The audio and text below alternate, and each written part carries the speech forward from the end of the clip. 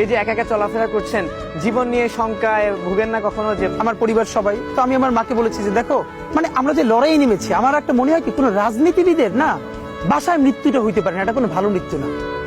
যিনি রাজনীতি করেন, যিনি লড়াই করেন, যিনি বিপ্লবী, যিনি সংগ্রামী, তার মৃত্যুটা হবে একটা সংগ্রামের মধ্য দিয়ে, একটা রাজপথে, একটা গ্লোরির মৃত্যু।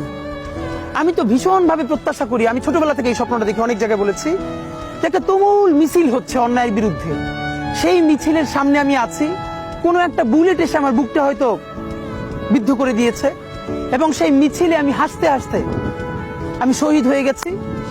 এবং সবাই যখন মৃত্যুটাকে ভীষণ ভয় পায়, আমি তখন হাসতে হাসতে আল্লাহর কাছে ভীষণ সন্তুষ্টি নিয়ে পৌঁছতে চাই যে আমি একটা ন্যূনতম ওই জীবনটা লিড করতে পারলাম, যে আমি একটা ইনসাফের হাসি নিয়ে আমি আমার আল্লাহর কাছে পৌঁছতে চাই। সুতরাং আগামী 50 বছর বাঁচলাম, কোনো ইম্প্যাক্ট তৈরি হলো না আমার দিয়ে, দেশের জন্য, রাষ্ট্রের জন্য, উম্মার জন্য, জাতির জন্য।